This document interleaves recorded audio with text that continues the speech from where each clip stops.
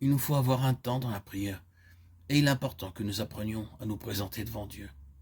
Nous devons nous placer par la foi sous l'aspersion du sang de Christ et de son autorité, reconnaissant ainsi sa souveraineté. 1 Pierre 1,2. De plus, un ordre chronologique qu'il convient de respecter est à suivre. Cet ordre consiste à confesser ses péchés, suivant 1 Jean 1,9. Nous purifier notre conscience par le sang, selon 1 Jean 1,7 et Hébreux 9,14.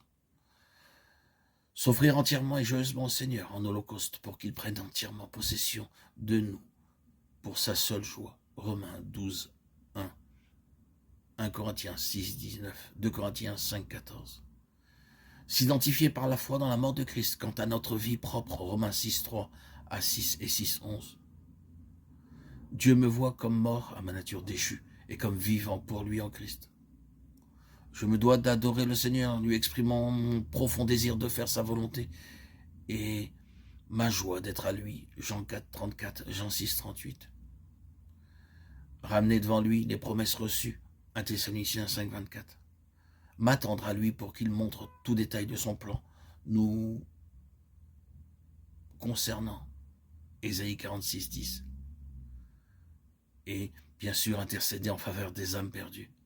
Rendre témoignage de ma foi au Seigneur Jésus-Christ. Le Seigneur a déclaré, vous serez mes témoins. Acte 1,8. Et ailleurs, car l'esprit que Dieu nous a donné ne nous rend pas timides. Au contraire, son esprit nous remplit de force, d'amour et de sagesse. 2 Timothée 1,7. Que nous soyons au foyer, à l'école ou au travail, nous devons saisir les occasions pour rendre témoignage de notre foi au Seigneur Jésus-Christ et dans son sacrifice accompli en notre faveur.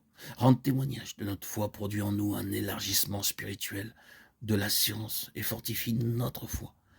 Nous ne devons pas craindre les moqueries ni les injures. En rendant témoignage, le Seigneur vous libérera de vos complexes. C'est en parlant de lui que votre foi grandira. C'est ainsi que vous expérimenterez une véritable émancipation intérieure. Nous commettons tous des erreurs et nous pouvons avoir des moments d'égarement.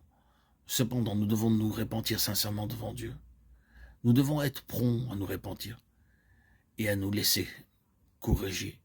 Le roi David commit un grave péché, cependant il fit appel à la miséricorde de Dieu, reconnaissant ses transgressions. Selon ta grande miséricorde, efface mes transgressions, lave-moi complètement de mon iniquité, purifie-moi de mon péché, car je reconnais mes transgressions et mon péché est constamment devant moi. J'ai péché contre toi seul,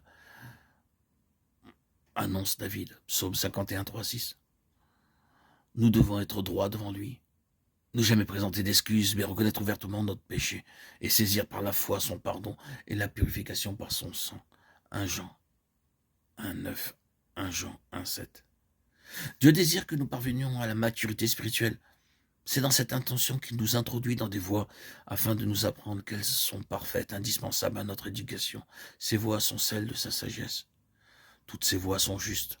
Deutéronome 32, 4. Les voies de Dieu sont parfaites. Ô Dieu, tes voies sont saintes, ces voies sont incompréhensibles. Deutéronome 32, 4. 2 Samuel 22, 31. Psaume 117, 14. Tes voies sont justes et véritables, ô roi des nations. Apocalypse 15, 3. À moins de marcher dans ces voies, nous ne pouvons atteindre la maturité qui est l'état de fils et de trône. Soyons donc de ceux qui puissent rendre témoignage qu'ils sont disciplinés par les mains du Saint-Esprit à l'école de Dieu. Hébreux 12, 7 à 10.